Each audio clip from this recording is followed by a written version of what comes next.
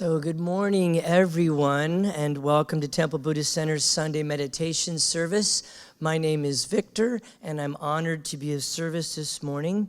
We hope that today's service finds you happy and healthy, but also please know that if you're struggling in any way, we hope that today's service can be a source of refuge for you as we open our hearts to you and your loved ones. Let's begin this morning with a few conscious breaths. A conscious breath is where we seal the mouth, breathe deeply through the nose, hold that breath for a few moments, and then release slowly so that the exhale is longer than the inhale. Of course, if you're suffering from allergies, then make any adjustments that you need to. Let's begin. Holding that breath for a moment, making sure the shoulders are relaxed. And as we release,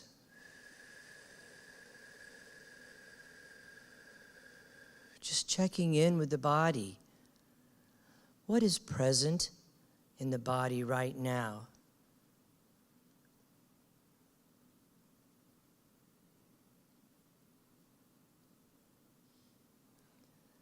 And a second conscious breath together. Holding.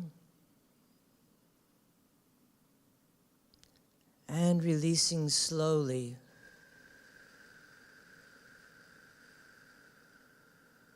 And as you release, giving yourself permission to unplug from the energy of going and doing and efforting, getting ready in the morning, all those activities, as we take time now to cultivate the energy of being, that energy that requires nothing of us.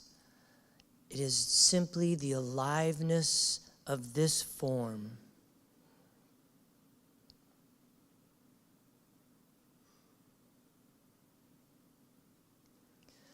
And a third conscious breath together. Holding for a moment.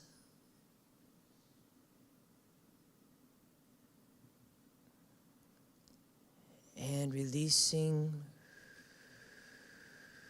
And as you release, allowing into your awareness the present moment. The present moment might seem like a small increment of time, but it actually has no beginning and no end. We always find ourselves arriving here and now.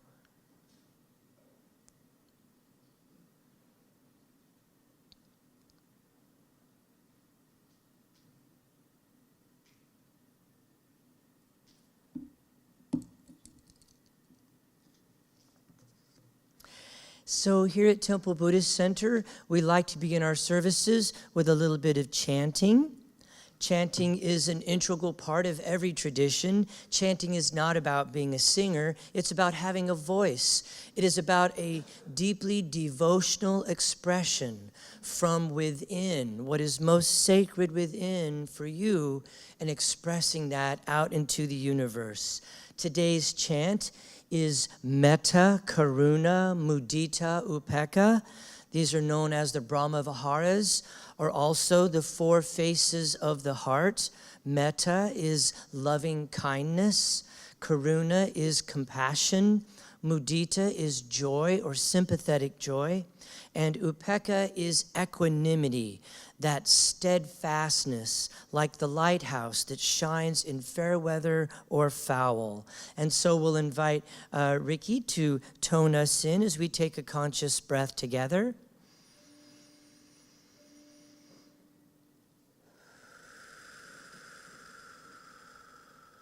Let's begin. Metta, Karuna, Mudita, Upekkha. Metta, Karuna, Mudita, Upekkha.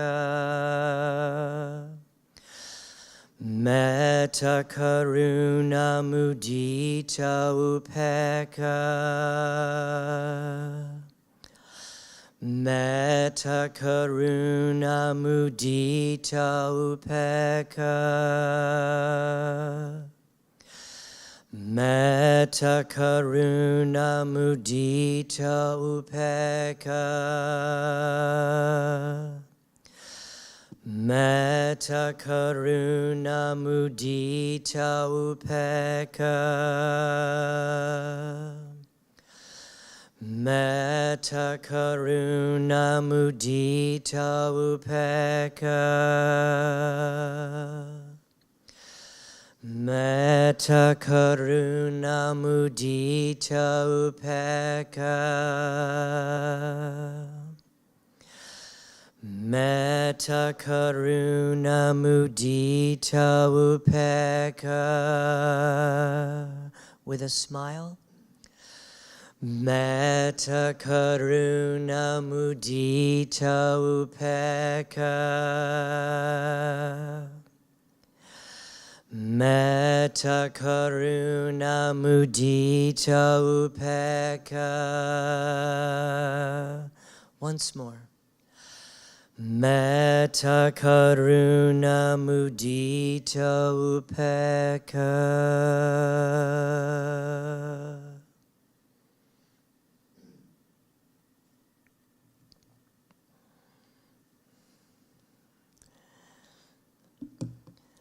And so again, we want to thank you all for being with us this morning, both here in our physically present in-person Sangha and also our Sangha from afar, folks joining us from all around the world. We want to welcome each and every one of you. Though your body may not be here, your heart is truly felt.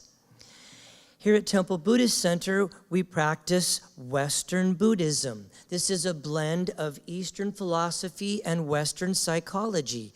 And this new and exciting form of spirituality is active, it is dynamic, it is inclusive, and focuses on core Buddhist insights, as well as mindfulness, meditation, and their practical applications in our daily lives. Our goal here is not to get everyone to agree on a specific lineage or philosophy or sect of Buddhism, but rather it is on a shared experience of mindfulness, oneness, and love. Whether we are chanting together, sharing from the heart, or spending time in noble silence, we respect that you will participate at a level that is comfortable for you. And we take refuge in the three jewels and acknowledge these core values as expressions of the awakened mind, the Buddha, the Dharma, and the Sangha. We value awareness of our Buddha nature as well as the Buddha nature of all beings, bringing a fresh new perspective to each and every precious moment. And the second jewel, the Dharma, the truth teachings that release us from fear, delusion, and help us to realize the true nature of who we are. And finally, our Sangha, our spiritual community, where we come together to practice the teachings and to help each other along every step of the path. And so let's take a moment to silence any cell phones, electronic devices, any things like that as we prepare our environment and our surroundings at home and here in the meditation hall for a time of meditation and recitation. We're going to begin with the prayer of refuge. We will recite this 3 times for the 3 jewels. And together, in Buddha, Dharma, and Sangha, we go for refuge until fully awakened through the power of generosity, ethics, patience, enthusiastic effort, concentration, and wisdom for the sake of all beings, may we realize and demonstrate our innate goodness. In Buddha, Dharma, and Sangha, we go for refuge until fully awakened through the power of generosity, ethics, patience, enthusiastic effort, concentration, and wisdom. For the sake of all beings, may we realize and demonstrate our innate goodness. In Buddha, Dharma, and Sangha, we go for refuge until fully awakened through the power of generosity, ethics, patience, enthusiastic effort, concentration, and wisdom. For the sake of all beings, may we realize and demonstrate our innate goodness.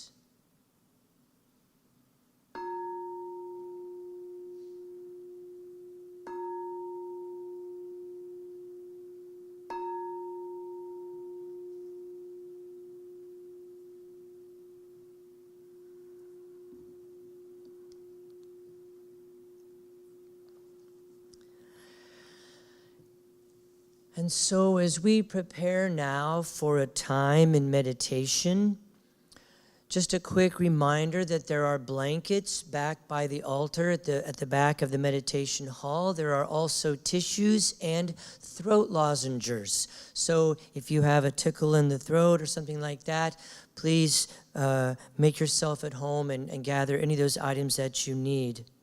If you have an extensive practice, then we invite you to practice in a way that is fitting for you this morning. Also, if you are new to meditation, then we're going to begin with a dedication of intention. We will awaken the bell 3 times for the 3 jewels. And then Robert Brumet, our teacher today, is going to lead us in a guided meditation that's designed to assist you in moving into the stillness. We will spend approximately 12 to 15 minutes this morning in noble silence, connecting with each other in consciousness. Afterwards, Robert will lovingly and gently bring us out of meditation, and then we will sound the return bell, and then it will be time for today's Dharma talk, or teaching. And so let's take a conscious breath together.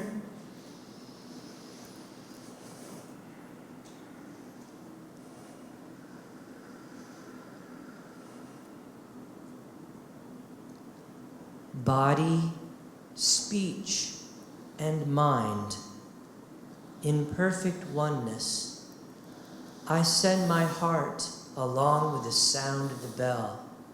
May the hearers awaken from forgetfulness, transcend the path of anxiety and sorrow, and realize the true nature of who they are.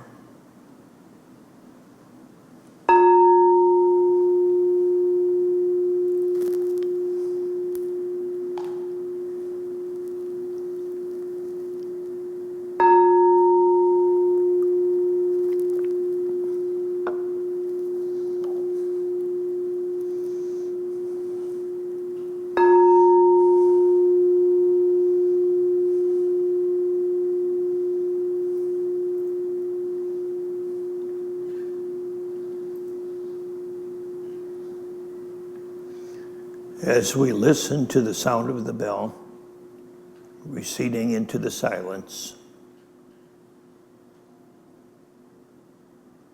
we just notice how all things arise and fall. Every sound, every sensation, every breath, rising and falling. Bringing awareness to this rhythm, bringing awareness to each breath,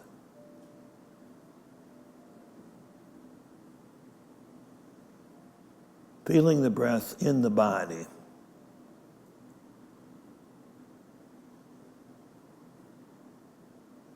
Sensing the belly as it moves, rising and falling.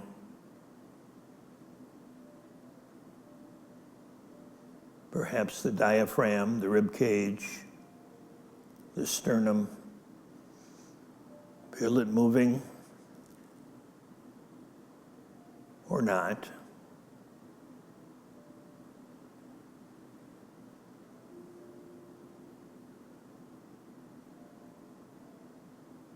Feel the air as it moves in and out of the nostrils.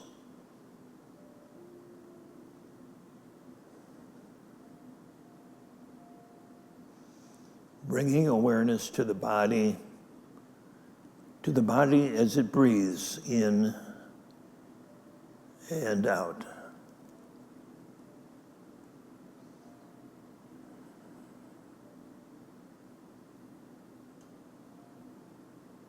The sacred rhythm that sustains our life in this physical form. Feeling gratitude for each breath. Feeling gratitude for each moment which we are alive.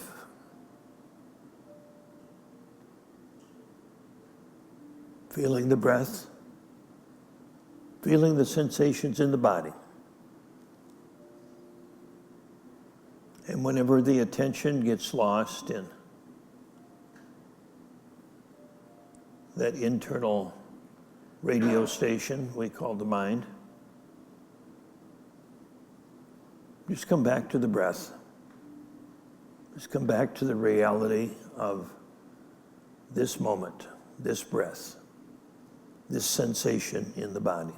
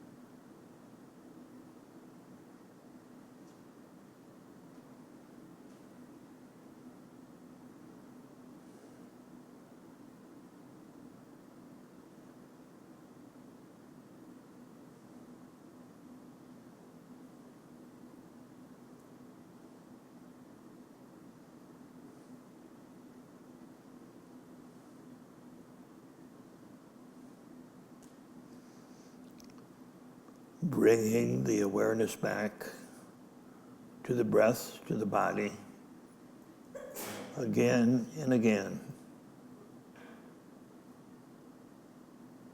Returning to the present moment, returning to the only reality there is. This experience in this moment.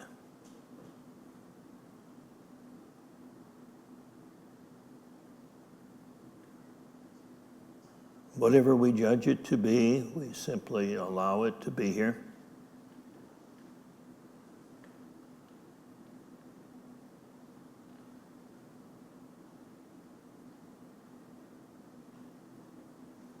We bring awareness now to the entire body as it sits.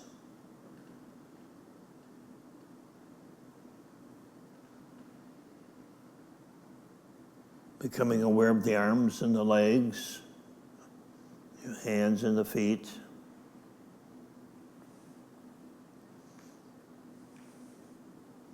Becoming aware of hearing.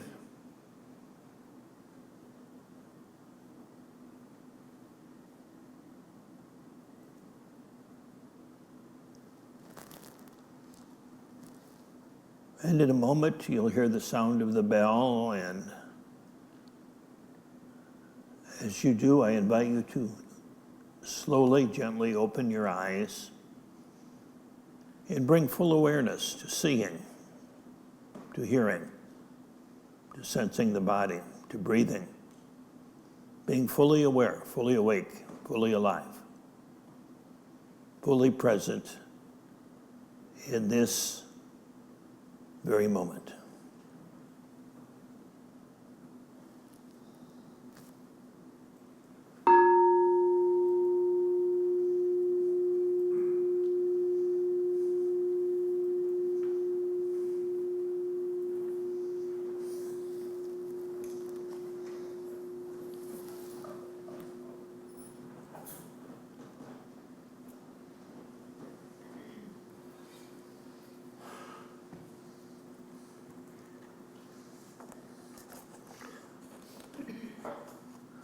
Well, good morning.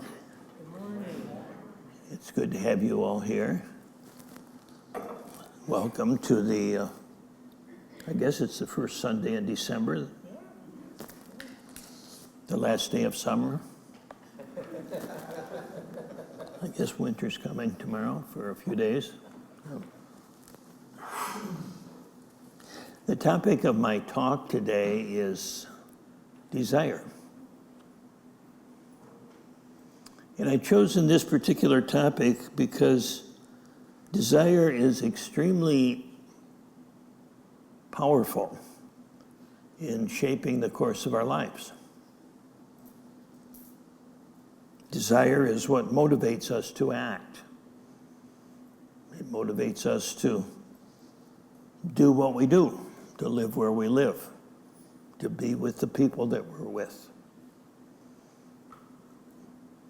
We wouldn't be here this morning, wherever here is, whether it's here or at home.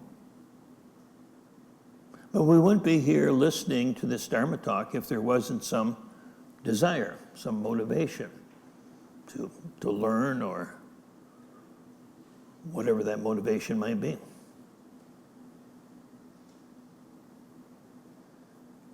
Our sense of self is pretty much indistinguishable from our desires. And if you encounter someone that says, "Tell me about yourself," you're going to tell them, in part at least, what you want. Who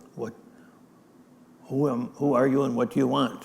Those two questions are very closely related.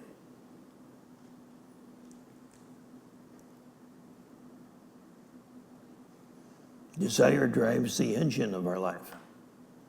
Sometimes it'll trump logic and common sense. It's very powerful. And I'm choosing this topic also because In Buddhism, desire is often greatly misunderstood. Particularly with beginning meditators, I've noticed there's this belief that I'm not supposed to desire something, or if I want something, that I've either made a mistake or I've committed the equivalent of a Buddhist sin of some sort. I shouldn't want.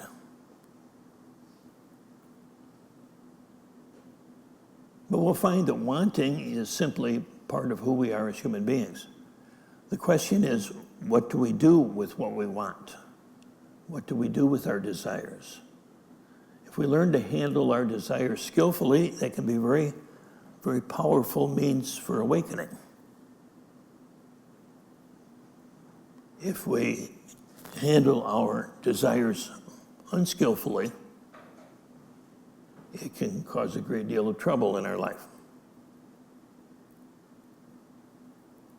So it's a very powerful force. We know it doesn't work to act out every desire. We know it doesn't work to suppress our desires. So what do we do with desire when it shows up? I should say, as it shows up. Right this moment, just notice whatever you desire. I wish it were colder, warmer. I wish somebody else were talking today. I wish I was home in bed. Whatever you say. There's constantly desire. Desire shapes the internal conversation in our mind. As children, we desire right from the get-go. Those of us that are parents know that an infant is just one big desire machine. Wants and wants and wants and wants. And as we get older, that doesn't go away by any means. It just gets more complicated. And when we become meditators, when we engage the Dharma, it doesn't go away either. It's still there. So desire is a double-edged sword. It can make us go to sleep. It can create a lot of suffering in our life if met unskillfully. If met skillfully, it can do just the opposite. It can wake us up. It can bring us alive. It can help us live a life that is very intentional and productive in the sense of awakening to our true nature. So I'd like to just unpack this word desire a little bit so that we can understand the nature of it. First of all, there's a significant difference between desire and craving. Craving, according to the teaching of the Buddha, and according to my experience, and the experience of many people I work with, craving is one of the causes of suffering. Craving is desire with attachment to the object of our desire. Typically, when we desire something, immediately we're aware of what it is we desire. We're not aware of the desire itself, but we fixate onto the object. That person, place, or thing, or whatever it might be, that experience we want, whatever it is we're hoping for. We fixate on what we think that is going to look like, what it's going to feel like. We fixate on the joy that we think it's going to bring to us. You know, if I get this, I'll live happily ever after. I think we've all been there. Even if we don't believe it, we believe it, you know. We act as if we believe it. So just noticing desire and noticing attachment and recognizing the two are not the same. Attachment is when we are addicted to having, to possessing the object of our desire. Desire itself is just an energy moving through the body. Desire is what connects our inner world with our outer world. Desire is an internal experience, but immediately we take that internal experience and we fixate it onto something out there that appears to be out there. And that's where we're hooked. That's when our karma begins, so to speak. That's where the drama begins. I mean, if you turn on a soap opera anytime, I mean, what's a soap opera without desire, right? So, you know, the more desire, the more juicy the story, and the more, of course, the more suffering there is too. So, desire and craving, two different things. In our culture, in the vernacular, we typically don't use the word desire a whole lot. We typically talk about wanting and needing. Sometimes we use those words interchangeably. And it can be problematic if we get them mixed up. What we want, what we need. A need is a universal human desire. A need is a desire that every human being has. A need is a desire that every human being has, throughout history, has always had. Now, if you lived in China, let's say 500 years ago, you'd still experience hunger, right, as you do today. But chances are, if you lived in China 500 years ago, you would not be hungry for, Papa Murphy's combo pizza, right? Okay, so that's something different. Say, I need food. I want a pizza. A want is specific. A want typically refers to something outside of ourselves. And it may even be a want for a particular experience. So it lies either in the future or outside of ourselves, or both, usually. Desire is happening right now. When I want something, I've created the fiction of the future. So the future is about getting what I want. And I'm not getting what I want in this moment, so maybe the next moment. And then maybe the next moment. And the next moment. That's what turns the wheel. That's what turns the wheel of the mental hamster cage. Right up here. I saw a wonderful cartoon, I think it was in the New Yorker, and it showed the doctor walking into a room where this individual had just had some kind of skull surgery.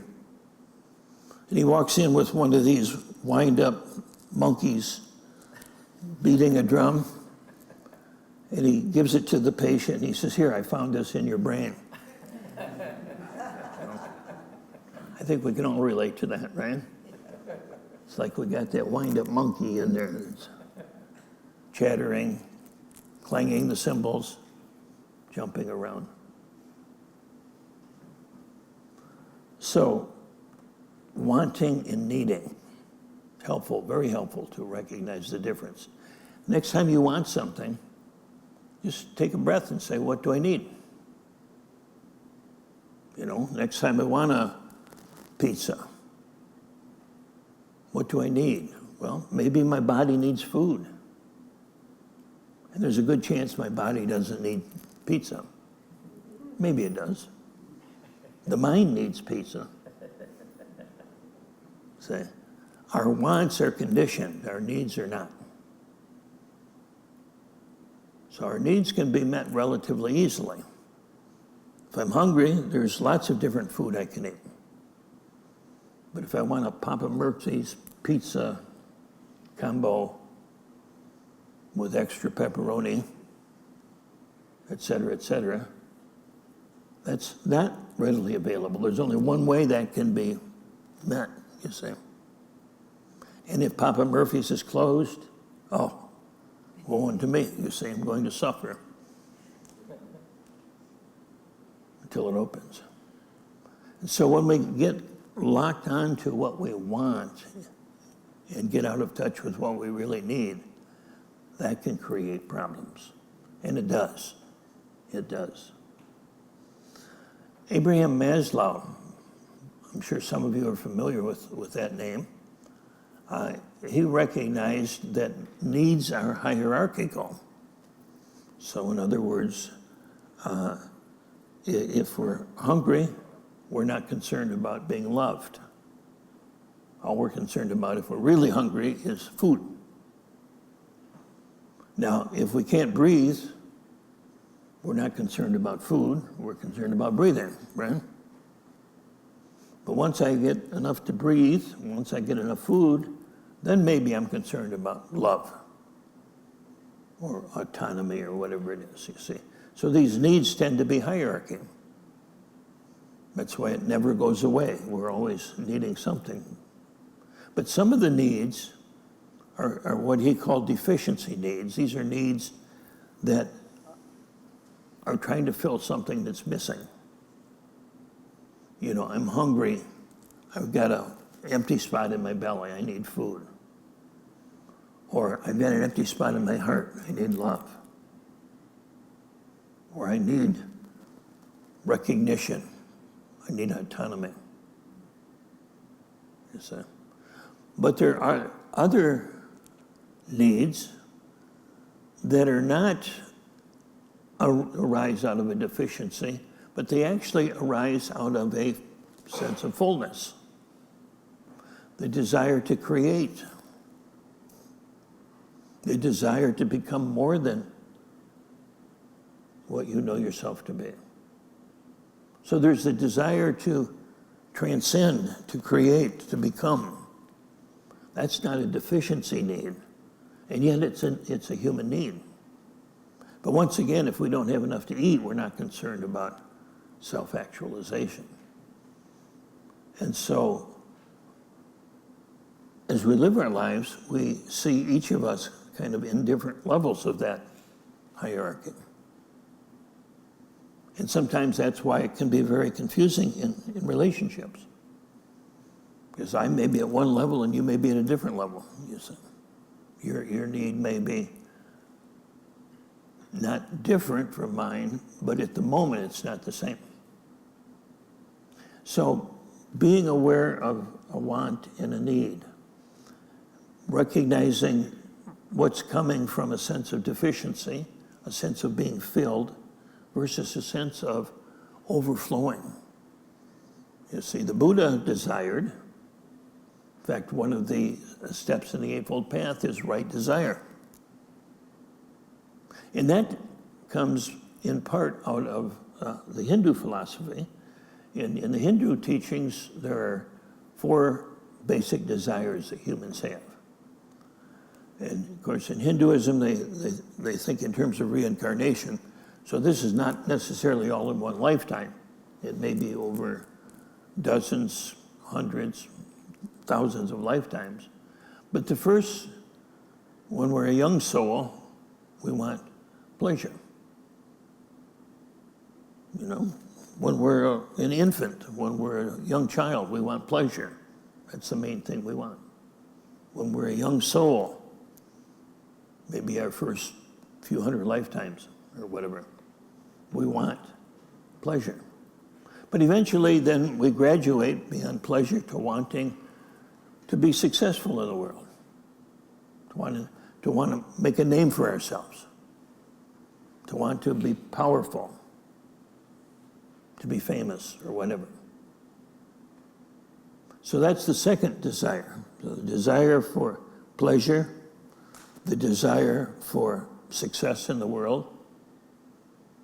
And again, maybe we run, according to the Hindu philosophy, a few hundred lifetimes at that level. And then we graduate, so to speak, into the next level, which is the desire for altruism, the desire to leave the world a better place. You know, when we see some of these billionaires, it's like, okay, I can work for another $1 billion, or as they get older, many of them, not all of them certainly, they turn toward how can I give away my money? How can I make a difference in the world? That's the third desire. That's a noble desire, but it's still not the highest desire. The fourth desire is called moksha, and that's the desire to awaken. That's the desire to awaken, discover, and express our Buddha nature, our Christ nature, our true nature, whatever we call it. And when we reach that level of desire, that's typically when we begin practicing the Dharma. It's like Rumi says, when we desire only the soul, then all other desires fade into the background. So the desire to awaken. Now, what do we do with that? Well, I can be attached to that, believing that awakening is a particular experience, or that it looks a certain way, or it feels a certain way. And so I can be attached to awakening as much as I can be attached to alcohol or drugs. And the suffering will be very much the same. So that's one of the interesting things about desire, is we need desire to get to the point to want to awaken. But if that desire becomes a craving, then we become attached to what that looks like. And that's what I found in working with people and working with this person here, is that so often our desire for awakening really is a desire to feel good. It's a desire to feel better. Why do you want to be awakened? Well, then I'll be happy all the time. I'll feel good all the time. Well, that may be true. But if that's what we're motivated by, then we're back to the feeling sensation. We're not really desiring awakening. So, skillful use of desire is to pay attention to the desire itself. Feel it in your body. Notice what's going on in the mind. Let the desire itself be the object of your meditation. Rather than focusing on what I want, focus on the feeling of wanting itself. And by doing that, you can begin to notice the difference between craving and aversion. You begin to discern the difference between needing and wanting. You begin to feel more alive, because our suppressed desires is what deadens us. And we've all suppressed our desires because as children, we came to the conclusion that I can't have everything that I want. You know, how many times have we heard that? How many times have we said that to our kids? You can't have everything you want. Get over it. Forget it. And sometimes if we don't get what we need, that can be problematic. So there's a lot of pain that develops around that. So when we begin to explore desire in the body, desire in the heart, it can bring up some difficult feelings from the past. But as this happens, this is a part of the healing process. And when we live in the heart of desire, when we can live the life of the desire rather than being fixated on getting what we want, then we become truly alive, and we can live mindfully and we can live passionately. Because so often people think that in Buddhism, to awaken means I become this lump. You know, I'm like a toadstool. You know, I just sit here and never move, you know. No, that's not true at all. People that have been awakened have been very alive, very energetic, very powerful people in the world. And so, desire, a very powerful force. And what you desire the most is that which desires. What you desire the most is the source of the desire, which is the universe itself desiring through you. The word desire comes from the word desiderata, the Latin word desiderata, which means from the stars, from the heavens. So one way to think about desire is the universe living its life through you. Wanting, not necessarily so. The universe doesn't want a pizza. But the universe wants you to live. The universe wants you to awaken. And so being here, you've all made a good decision and a good start. So let us continue on that journey. Thank you for sharing your practice with us.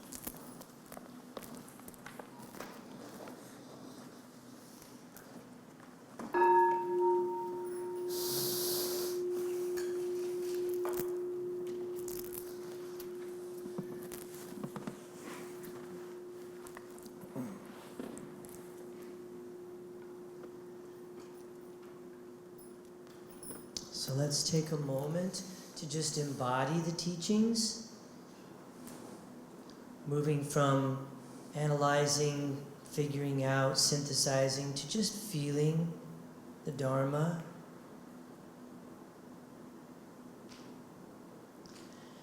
And if necessary, you can shift your posture or take a conscious breath as we move into metta practice or loving kindness practice. And so we begin with a conscious breath.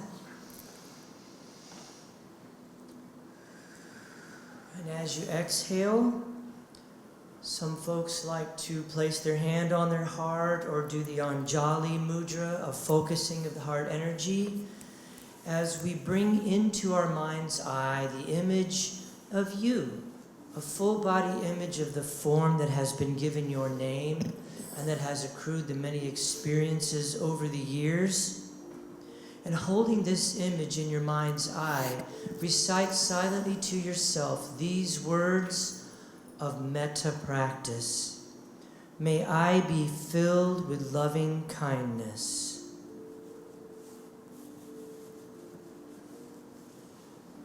May I be safe from inner and outer dangers.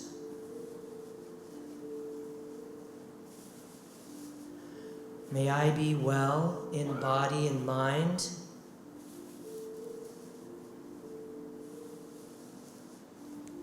And may I be at ease and happy.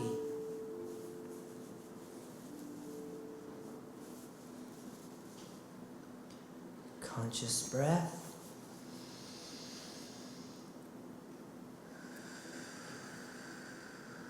And as you release, I invite you now to bring to mind the image of a friend of yours. A full body image of this friend.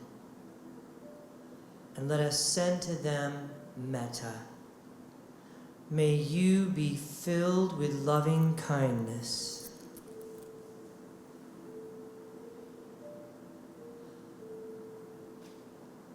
May you be safe from inner and outer dangers.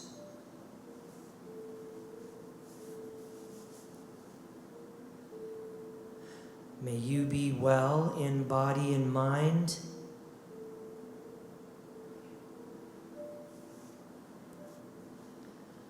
And may you be at ease and happy.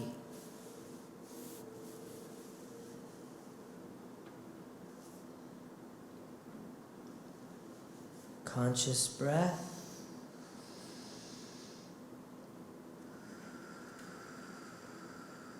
And as you release that sentiment into the universe, I invite you to bring to mind now the image of a difficult person in your life, a challenging person. Could be a boss or a coworker, a neighbor, a classmate, or a political figure. And holding this image in your mind's eye, let us send to them metta. May you be filled with loving kindness.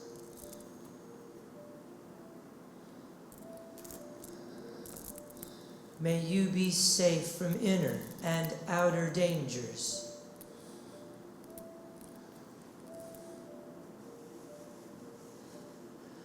May you be well in body and mind.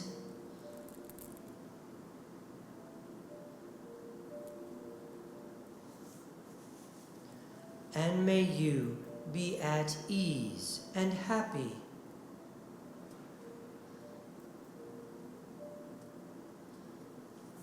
Conscious breath.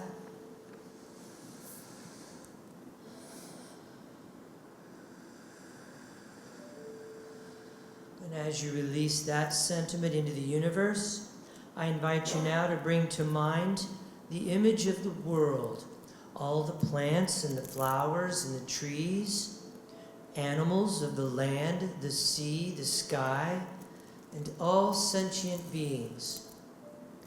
Holding this image in your mind's eye, let us send to them all metta. May you be filled with loving kindness.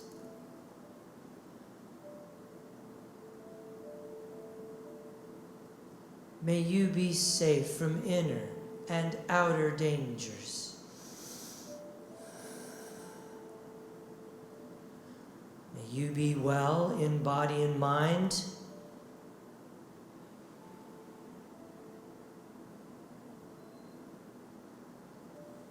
And may you be at ease and happy.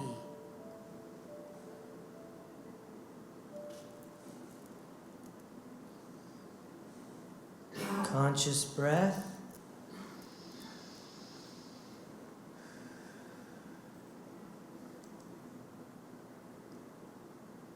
And as you release that sentiment into the universe, we take a moment now in the true spirit of dana, the Buddhist practice of generosity.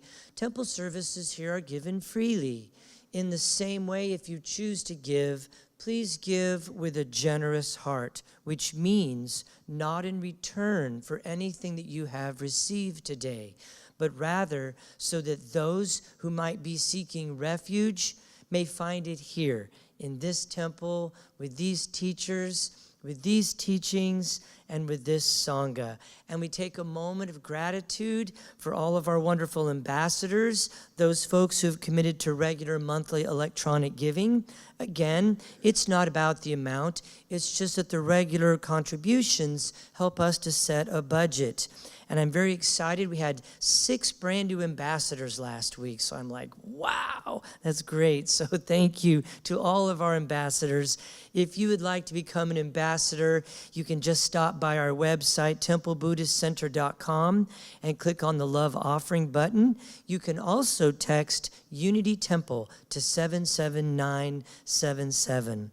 Also, tremendous gratitude for all of our volunteers, the many wonderful folks working behind the scenes to make sure that temple teachings are broadcast around the world, that our many offerings are available to people of all different types of abilities, and just keep things going and moving. So thank you to all of our volunteers so much from the bottom of my heart. Thank you to Ricky for your music.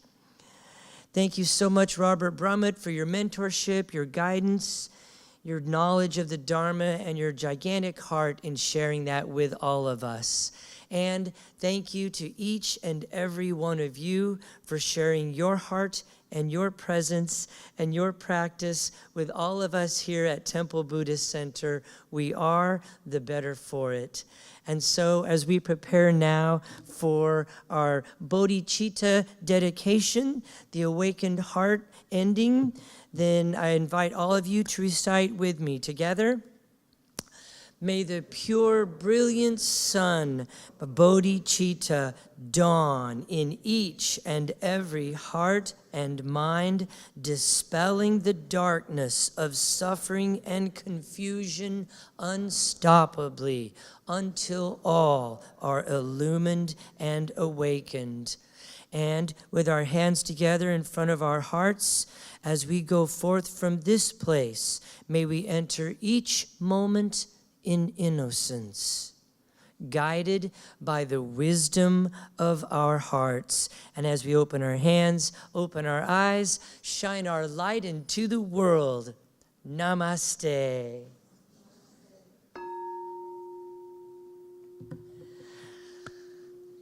Thank you all so much. If you have 1 minute, I have a few announcements.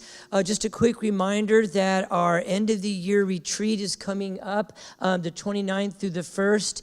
This is online, but the good news is we are actively seeking out residential retreat centers right now for our spring retreat. We plan on having that as hybrid, so you will be able to attend in person, but also you could attend in Zoom. This one is currently Zoom only right now, and the theme is the fourth turning of the wheel, Buddhism and the Western practitioner. And Robert and I and Nicoya will be facilitating that. We hope that you can join us. All of those things are on our Facebook page or our website if you'd like to find out more. And then real quick, as always, our post-service discussion group at 10:15, which I was told we had one of the largest groups ever last week. So it's so awesome. Our community is just growing by leaps and bounds. If you're interested in that, you can join in person, or also online. And you can find that information on there. Mental health first aid is coming up January 11th. It's a class Nicoya teaches. It's just like regular first aid except for mental health. The ability to be able to assist someone who might be having a mental crisis. Not diagnose, just assist and help. Also, our Wake Up group, our young adult Sangha, meets today at 1 p.m. in Classroom C, and also Helping Hands. This is the first Sunday of the month. So, as you exit the meditation hall out front, I'm hoping, I can't see out front, but I hope there's a big table with lots of blue bags out there. And inside those blue bags are socks and granola bars and water and tissues and just all kinds of things that you might pass on to a person experiencing homelessness as you move about the city. We do request that you just take one per family so that everybody has a chance to give them away. And then we're offering a contemplative movement workshop on January 11th at 6:30. That's present. I think it will be hybrid, so you can do either or. And then don't forget our recovery groups. Both Recovery Dharma meets Thursdays at 7, and Buddhism and 12-Step meets Sundays at 12:30 upstairs. So again, thank you everybody so much. As you go into your day, I wish you peace, blessings, and apparently Papa Murphy's pizza. Go Chiefs.